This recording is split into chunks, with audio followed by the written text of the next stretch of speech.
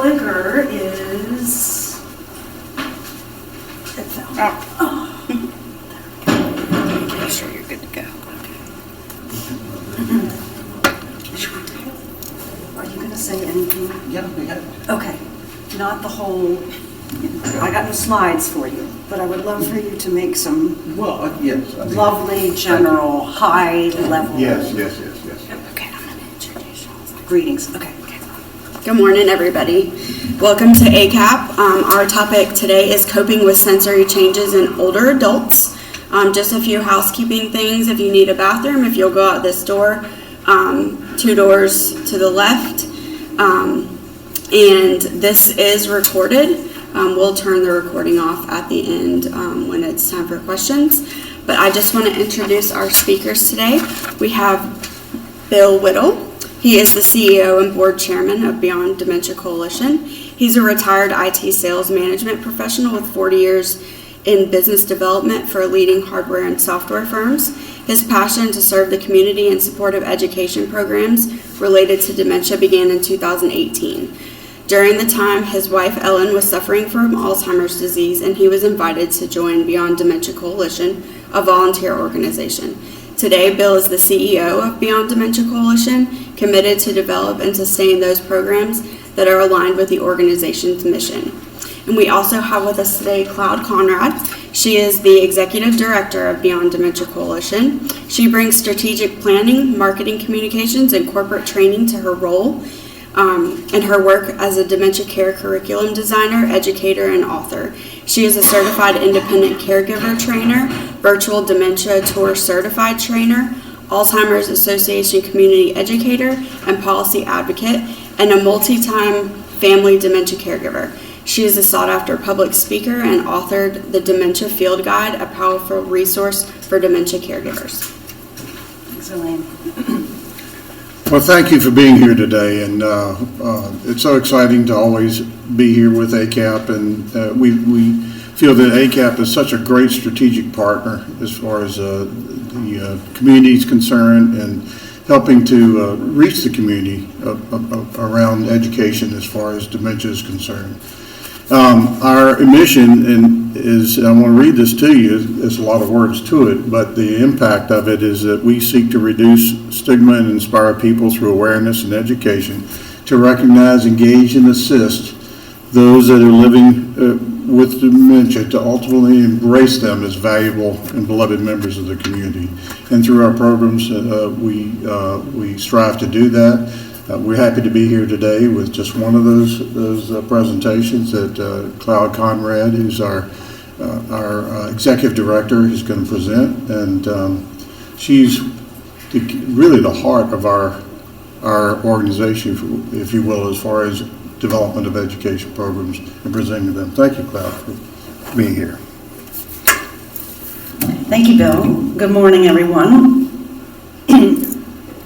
The title of this is, I don't know where the frog is coming from, is Coping with Sensory Changes. We're going to focus on hearing and vision primarily. You might be wondering, why is a dementia organization talking about non-dementia specific changes that may be happening? We are excited to share this information with you. You know, a lot of the changes that we're talking about are age related, and also some of the changes that we normally see with aging are some of the earliest signs of dementia. So I will try to point out to you how you might be able to distinguish normal aging from dementia as we go. That's us. There's our mission. We're in Gainesville, Georgia, and we serve Northeast Georgia, and if you're so inclined, we have a QR code there. You can also find that QR code on the bottom of the handout that we just gave you to learn more about our organization. In addition to February having Valentine's Day and President's Day and Ramadan begins in February, it's also Low Vision Awareness Month and Age-Related Macular Degeneration Month, and tinnitus, I don't know which way you fall on that one, was last week. I've had tinnitus, that's how I say it, since forever. Can't remember a time when I did not have it. Our learning objectives today describe various age-related changes in hearing and vision and their impacts on daily living, incorporating some lifestyle interventions in a personal risk reduction plan, to list some of the professionals for diagnostic treatment and supportive healthcare, and then also for you to be able to list 3 assistive tools that might support you, and I look at the age of some of our participants in the room today, or a loved one you know who is aging, might support you or them in the next 12 to 18 months. Now, if you need to get one of my aids here, I think you can all hear me fine without the mic. If you did not get our worksheet, there's one for you here, and I will point out, thank you, where we are on the worksheet as we go along. So the worksheet is designed to help capture some of this information for you and really seal it home. Let's get going. I have a door prize. Who can tell me, and this is from Tools for Life. I had the pleasure of going down to Georgia Tech and meeting with a gerontology specialist there, Sal Kibler, to talk at length about different assistive technologies, which is a funny word because some of them are as low-tech as you might imagine.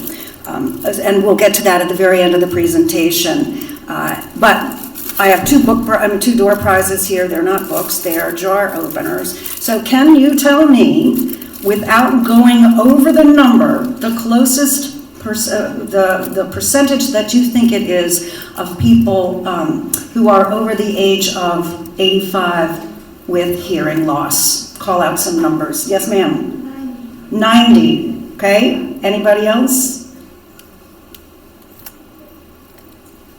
90 plus, 96. No one else guessed. Congratulations.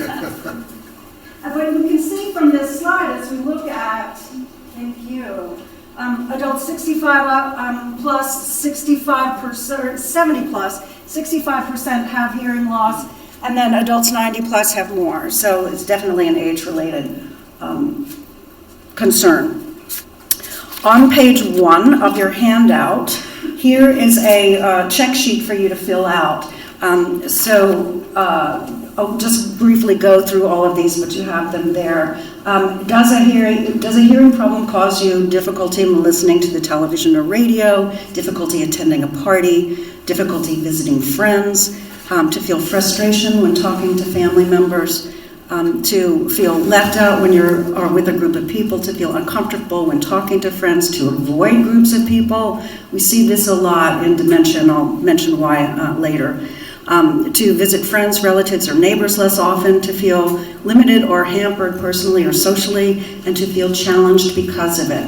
A lot of these questions lean towards the isolation or potential isolation of a person with hearing loss, and that's something that we really want to be mindful of and try to be sure to find ways to successfully engage seniors so that this isolation may not occur. If you, for yourself or a loved one, checked yes 2 times or more, then, or checked sometimes 3 times or more, then it is suggested by this,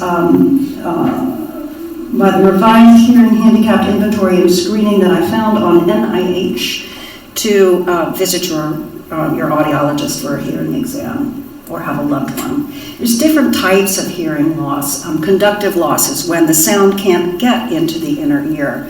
That might be a blockage due to earwax or bugs or marbles or anything. What you hear, you can't believe what you hear.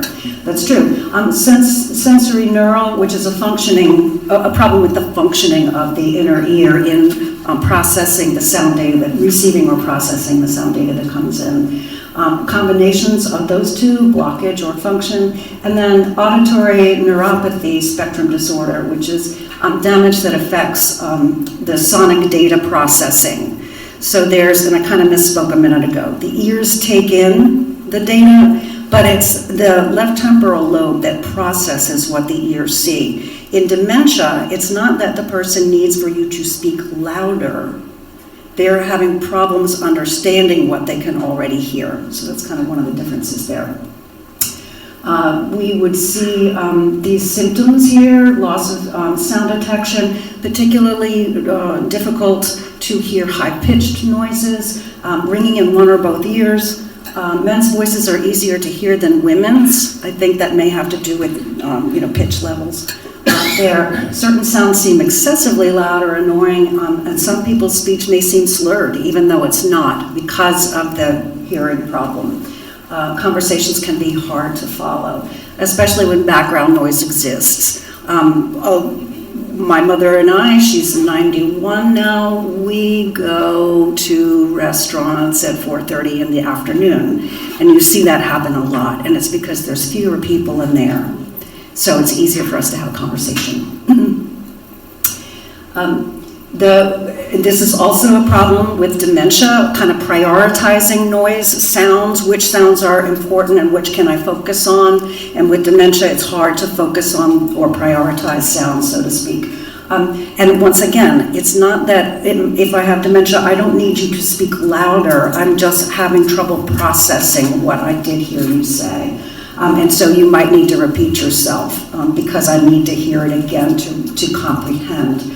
Also, slow to interpret versus slow to respond. As we age, it may be natural that we are going to be a little slower to respond, a little slower to process. But for a person with dementia, I know this from my father. I can remember a period in his frontotemporal dementia when we would have conversations and they would labor on because he was struggling with the meaning of a word. And I would have to help him through, no, when I said coagulation, I don't know, then I meant blah, blah, blah, and he would think that there was a different inference or a different meaning to that word, and we really had to spend a lot of time tightening up our vocabulary. So that's not in that instance, that understanding is not related to an ability to hear or not. And then along with that, loss of vocabulary. A senior who is not experiencing dementia may show a lot of these signs, but they are not going to have so much difficulty coming up with the name of an object or the name of an individual. Fun fact, there's no fun facts about dementia, but people with dementia, as they lose their vocabulary, they seem to lose nouns and pronouns, not verbs or adjectives. I don't really know why that is. Also, nouns and pronouns, well, names are nouns. With dementia, oftentimes we hear that the person living with dementia can't remember their caregiver's name, the person who is helping them succeed in activities of daily living. And it's so hurtful for those caregivers because they think that they're not valued when their loved one with dementia simply can't remember their name. Vocabulary issue there. The impacts of hearing loss could be problems communicating, social hindrances, as we've talked about before, work challenges, threat detection and safety. If you're driving and you can't hear the siren that's coming down the street that's about to cross the intersection where you are, then you wouldn't even know that there was a potential safety issue there. Isolation, frustration, and anxiety, reduced quality of life, of course, and then hearing loss may increase someone's risk for dementia. The thinking being that if the ears are not taking in enough, this is a bad explanation, but it's kind of the explanation, aren't taking in enough sonic data, then the processing mechanisms atrophy, I suppose, for lack of a better word there. So there is a connection between dementia, hearing loss and dementia. Very important to establish a baseline for what your hearing is and kind of keep up with where your hearing is over time. And we can lose hearing. We don't have to be 65 plus or 90 plus to lose our hearing. And so if hearing and dementia are connected there, even folks that are in their 20s should be paying attention to what their hearing is.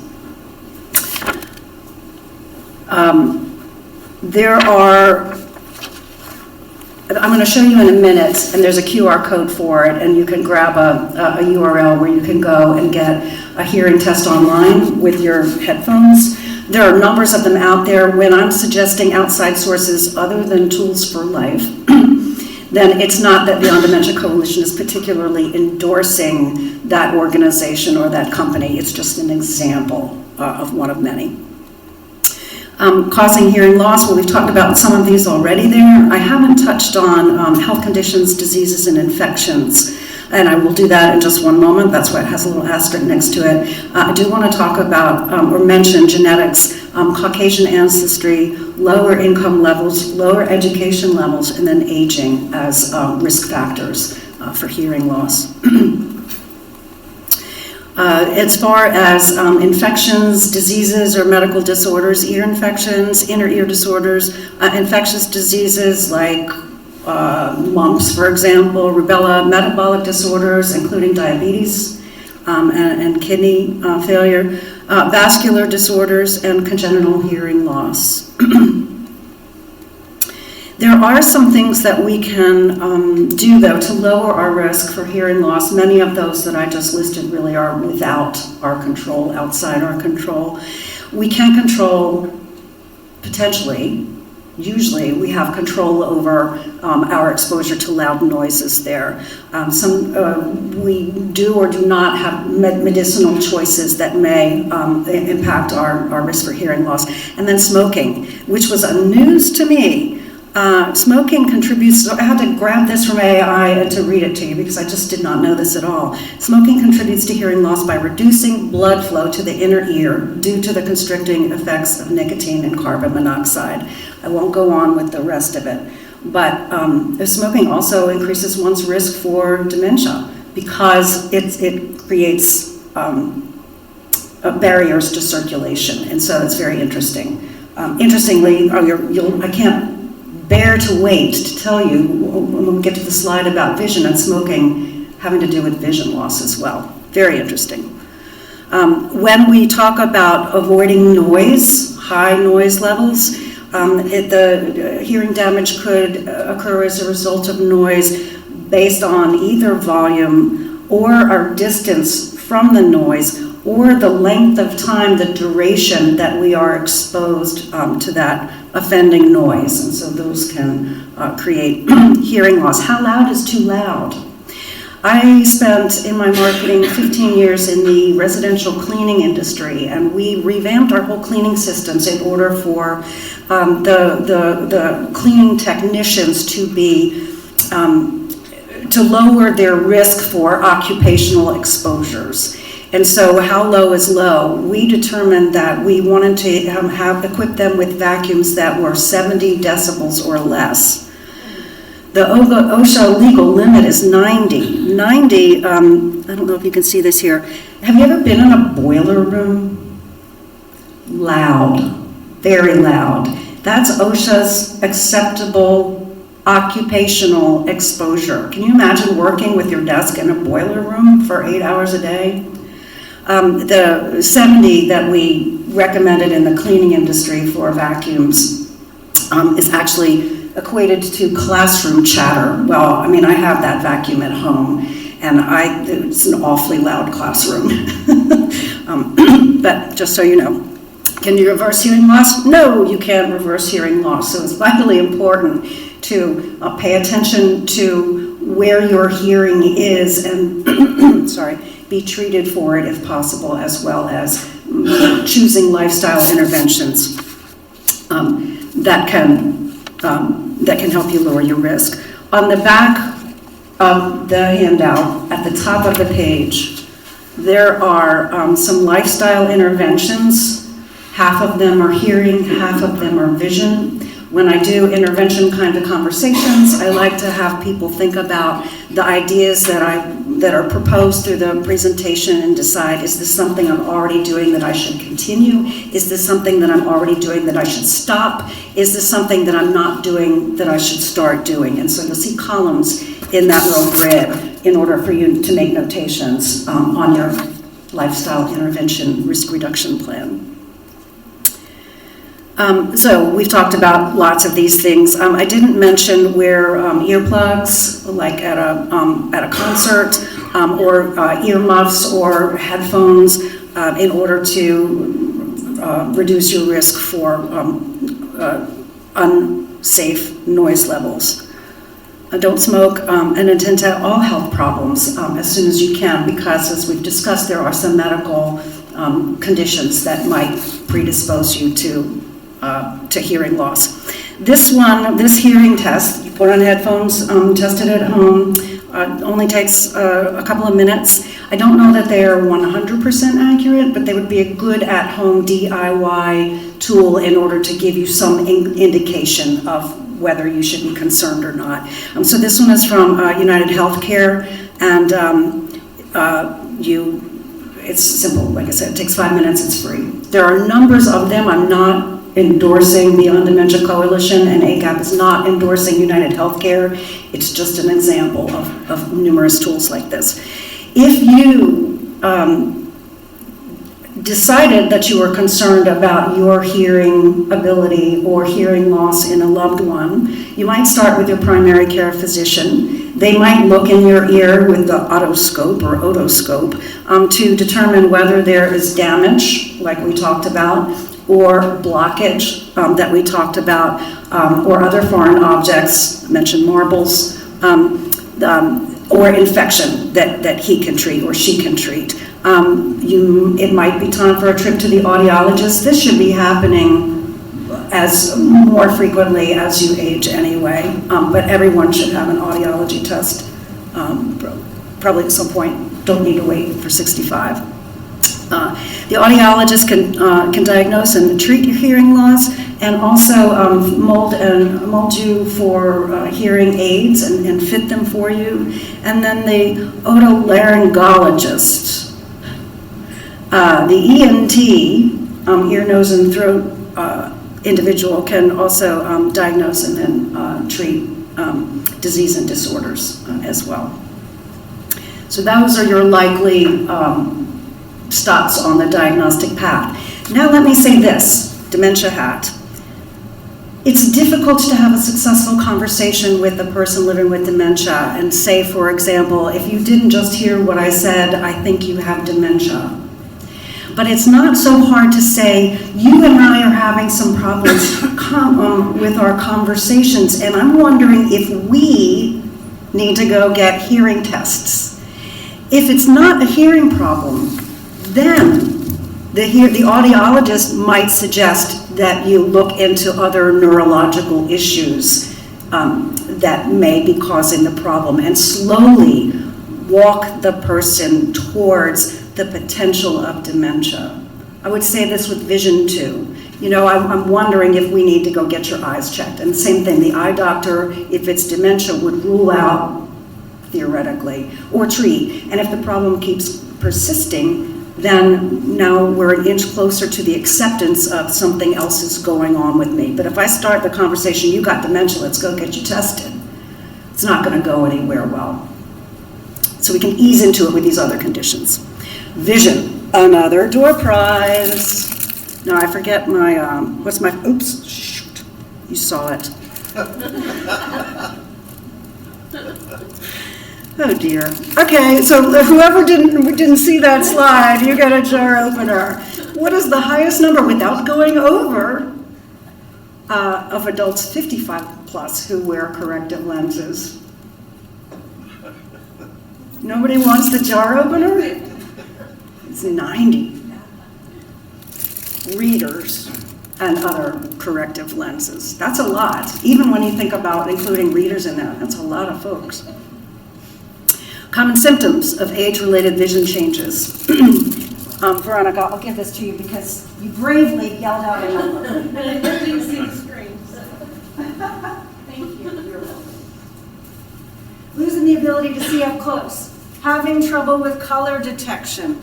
Having prolonged adjustment time for changes in light levels, like coming from outdoors, indoors, or vice versa. Needing higher light levels than before. Also, some loss of peripheral vision is normal as we age, and I think we're spread out enough here that we can do a little exercise in the room. If you will, what we're going to do is test your peripheral vision. If you are of college age, you might be able to see 180 degrees around you. If you hold your arms out and wiggle your fingers, I can't see my fingers wiggling. I have to draw my hands a little closer in front of me to right about here. So if you are 75 years of age or older, it is common that you might only have 90-degree field of vision. I'm making an L now, so that's 90 degrees, where as opposed to a T, which was 180 degrees. If I have dementia, that's going to continue to constrict until I'm effectively using like a spyglass or a monocle to see. So that's one of the ways we can tell if it's dementia or not dementia, because you'll notice that vision restriction.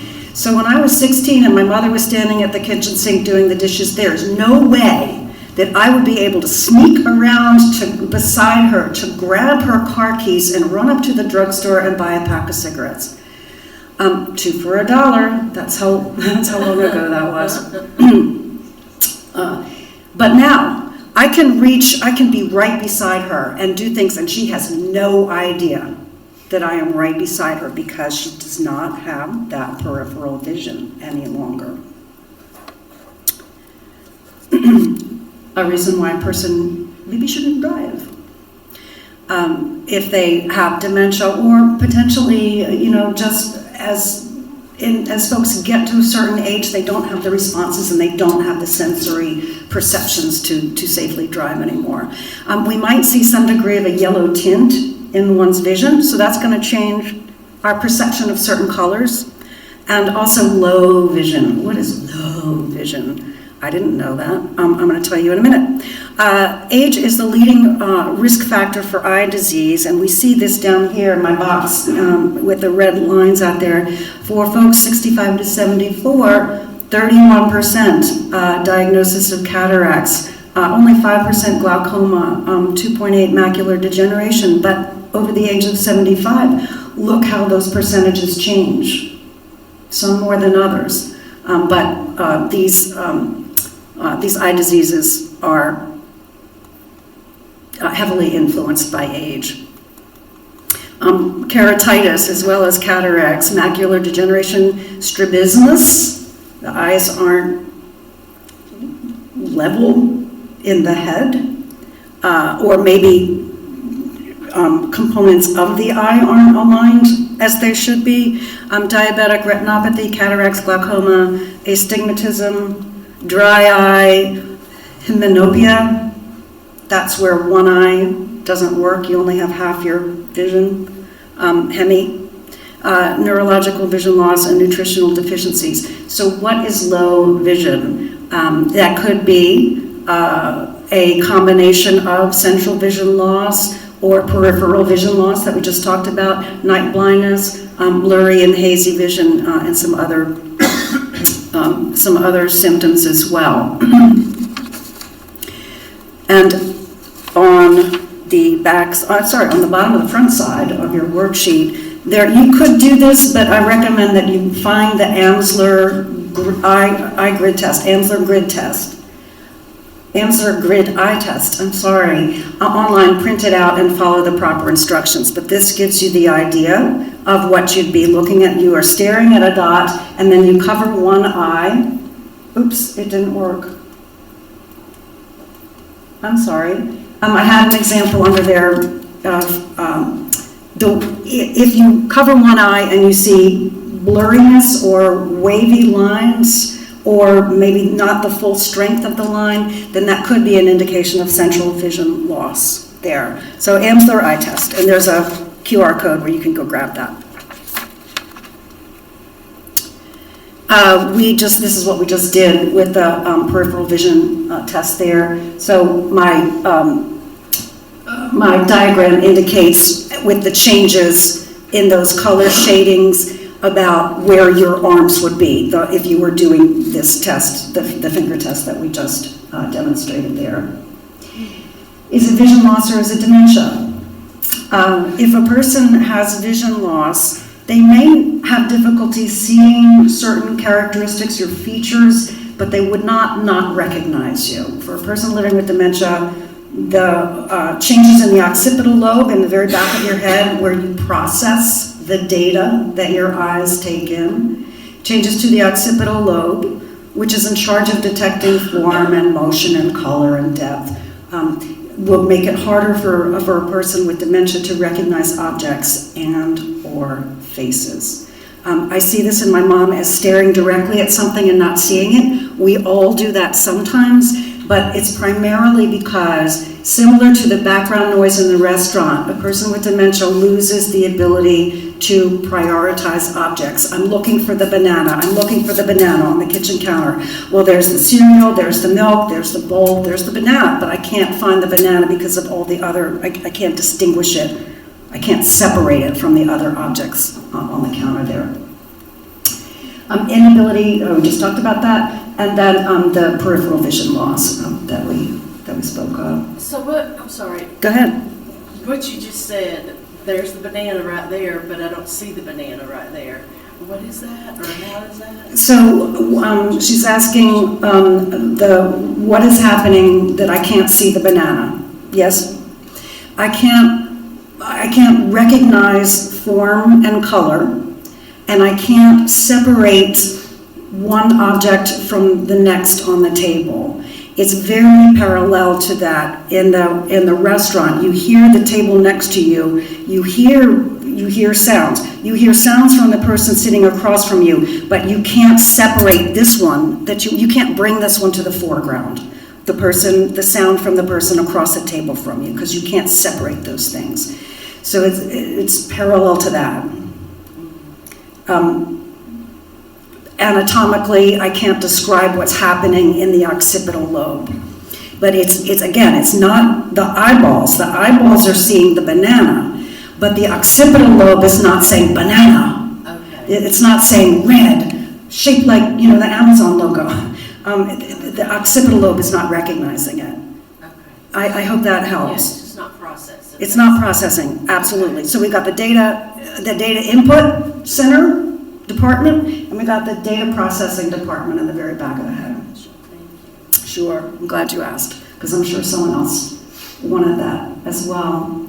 The impact would be mobility challenges, self-care challenges. If you can't, if you're having difficulty reading your medication labels, then it's hard to stay on regimen, for example. Reading limitations, financial management issues. It's hard to balance a checkbook if you can't read the register.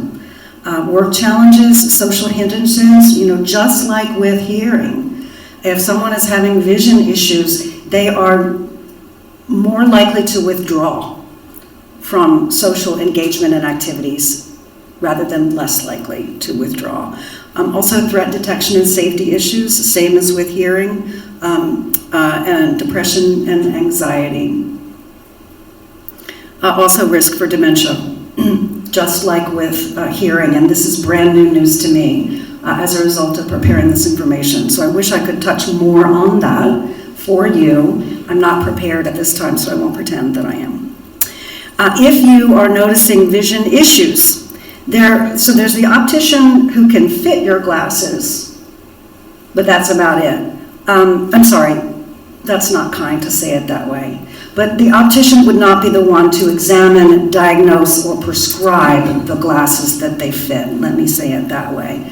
Some optometrists may be able to treat for disease, not all necessarily. Optometry school is 4 years, I believe, and ophthalmology school is 8 years after an undergraduate degree. So the ophthalmologist would be able to examine, diagnose, and prescribe. Also, it's likely the ophthalmologist, if you need LASIK surgery or some other type of surgical treatment or medical treatment, is probably going to be the ophthalmologist. Those are your diagnostic options. Can you prevent age vision changes? And this, once again, back to our risk reduction plan on the top of page 2. I'm going to talk about some vision things here, and you might want to make note about whether to stop, start, or continue those things. Avoid eye strain. So inadequate light, inadequate magnification, too much blue light from a computer or a phone, insufficient sun protection, no sunglasses or cheapo sunglasses. Also, exercising one's eyes. I spend a lot of time on the computer, and I have just recently started making myself get up every 40 minutes or so and just doing something else. I mean, it helps with the work itself, but I'm helping protect my eyes when I'm doing that as well. And who doesn't need an excuse to go get an apple from the refrigerator or a banana from the counter? Take a little break there. So if you did want to do exercises to lower your risk from computer exposure, every 20 minutes, look away 20 feet and sustain that for 20 seconds. So it's really not hard to do. You don't actually have to get up and go to the kitchen. Practice good nutrition, that apple or banana, exercise and maintain good weight. This is a surprise to me that we would do this to protect our eye health and our vision. Don't smoke, and maintain a healthy blood pressure and manage diabetes and other metabolic disorders. So see the optometrist every 1 to 2 years, recommended for seniors. For a dilated eye exam, wear those lenses if you're prescribed them. Inform your eye care professionals about medications you may be on. In some medications or medications in combination may create unwanted side effects or symptoms. And attend, just like with the ears, attend to eye issues quickly. And now, I'm going to hand out to everyone some of the little Circes I was given by Sal Kilbler, the gerontologist specialist down at the Center for Impairment and Disability Innovation, CD, CIDI, where Tools for Life is housed.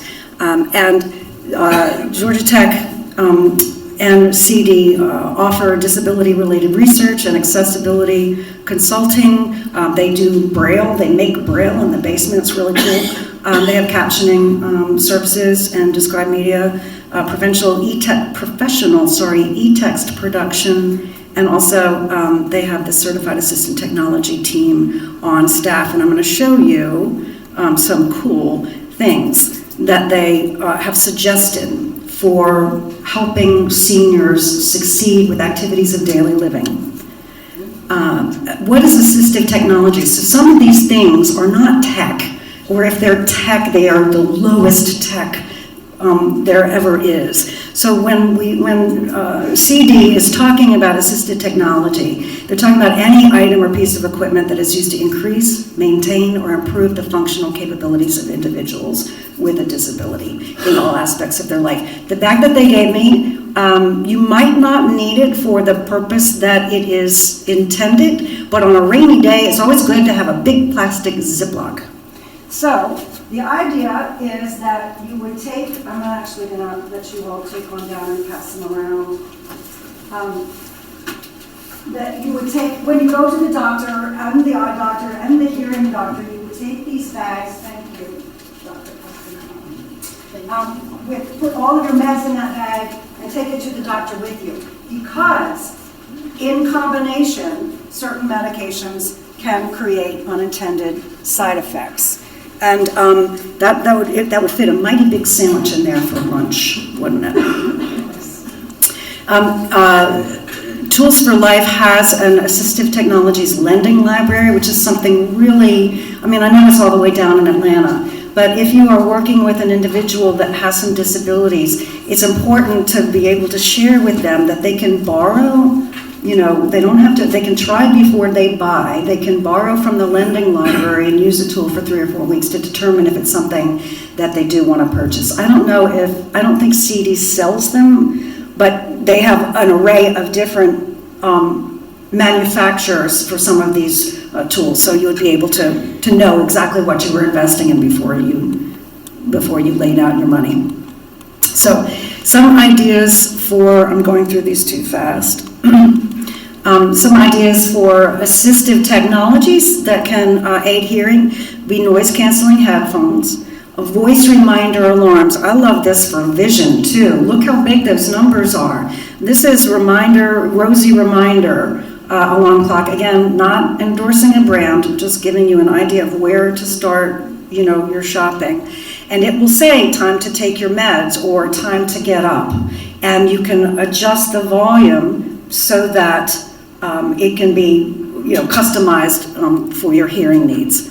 Speech-to-text apps and video captioning for social media. There are tinnitus relief apps. I think these seem to work, what little I know about them, work like sound machines. There's a theory that if you give your ears, that tinnitus is caused by lack of stimulus, that if you play a sound machine throughout the night, the stimulus of that noise will, but you have to be religious about it, would over the course of a year perhaps reduce or eliminate the tinnitus. This from my little sister's audiologist. She pressed him on it and he said, no, it's a thing. I don't know. I have a sound machine, but I decided I shouldn't be playing that because what if I couldn't hear my mother underneath the rolling waves of the ocean that I was listening to? What if I couldn't hear her cough or scream? So I can't tell you from personal experience. And then visual alert systems. For example, lights change if someone rings the doorbell, or other alerts are so very handy ideas there. And then for vision, LED magnifying glasses, magnification and light are, if they are inadequate, it's going to make it harder for us to see. We saw that on a previous slide. So magnifying glasses, I think these things are kind of pricey if you want good ones. I think there's some lower cost ones out there, but I don't know what their quality is. I'm not endorsing this brand, if you can even see what the brand is on the image there. Also full page magnifying lamps that can sit on the table, or they make magnifying sheets, I'll call it, that's like 8.5 by 11 that you can put over the entire page or the entire book. Auto dispensers for meds. You can order meds prepackaged so that you don't have to count out which one, do I have the blue one, do I have the red one, do I have the white one? If someone could help an individual sort these, then it wouldn't matter that they couldn't read the label or distinguish the littler pink one from the bigger pink one. E-books and readers, because you can make the size of the font change to your preference. High color contrast dinnerware, color detection, color contrast may diminish with age. It certainly does with dementia. And so if you have a white plate and you have a chicken breast and a pile of rice and some cauliflower on a white plate, and you have some vision issues, it's hard to be excited about your food if you can't see it on the plate. And so using brightly colored plates or contrasting colored plates for the food that you're eating can be a nice strategy there. And then a large scale calendar. Desk calendars are kind of small, but if we've got something big, not only is it right there and we can find it, but the spaces are big enough for us to write down our dentist appointment as we schedule it. And then for dementia, just to add to this, you didn't ask, but here's the bonus because we are a dementia outfit. You can order stickers that will indicate what contents is behind a drawer or behind a door or a door cabinet or a door there. Simple music player, we know that music can be very beneficial therapeutically and then just also for general well-being for dementia patients, but how do they navigate an iPod or an iPhone? I notice in my mother a great technology deficit when it comes to things with buttons on them. So the simple music player, you tap it, it's on, you tap it, it's off. It's loaded with the music of your choice there. Weighted vest and blanket can help to reduce the anxiety that we often see in folks living with dementia. Briefly, if dementia has changed your ability to see accurately and hear accurately, and it also some other sensory changes that go along with that, and you can't reason and problem solve as well as you once did, you will not be able to effectively detect threat and respond to threat and defend yourself from danger. And as human beings, our success depends on our interpreting and responding to threat and getting rid of danger or avoiding danger. So people living with dementia, I believe, have an elevated level of anxiety anyway. Now we put loud music in the room or too much stimuli or people they don't like, and that anxiety can really elevate. With weighted blankets and vests, that can help to calm any individual.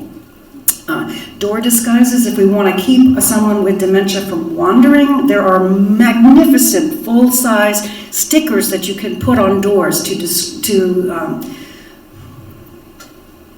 disguise them. I started to say describe. Disguise them as bookshelves or other things so that they don't see the door, so that they're not likely to leave.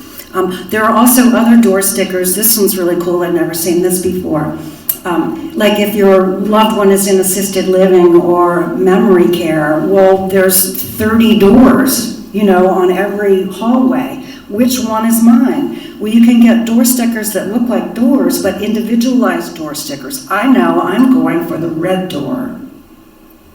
I don't have a picture of that here, but really cool stuff. Alarm mats also, this could be useful for knowing that people are coming, as well as knowing that your loved one may be trying to leave, is that when someone steps on the mat, it makes a sound so that you can know.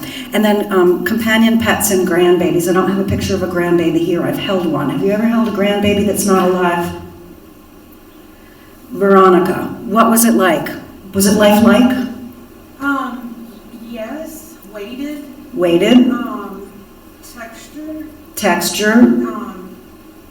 It looked like it was sleeping. It looked like it was sleeping. So a plastic baby doll that you normally get for a child of 3 to 5 years of age doesn't have any weight to it at all. It's plastic, and it doesn't have real hair, or even many times if it does have hair at all, it's just so not realistic. These grandbabies, the skin, Veronica mentioned texture. Thank you, Veronica. You have earned your jar opener. It's the texture is very similar to human skin, and the weighting makes it so you have to hold the baby like you would hold a baby. The head's going to fall back if you don't support the neck. Just fascinating. Bill, is it Phoenix Senior Living of Brazelton that has the grandbaby program? It is. So for their memory care unit, families can get one of these grandbabies for their loved one with dementia. In dementia, if you can care for another, that is very comforting. I think I won't want to go too far down this hole, but I think that the activity of caring for another gives us purpose. And when we have purpose, whether we have dementia or not, if we have a sense of purpose, we are better off. And I think that a lot of it has to do with that. It also just gives them an activity. Feed the baby, change the baby, walk the baby around, rock the baby, sing to the baby. Lots of things you can do with the baby. Really cool stuff.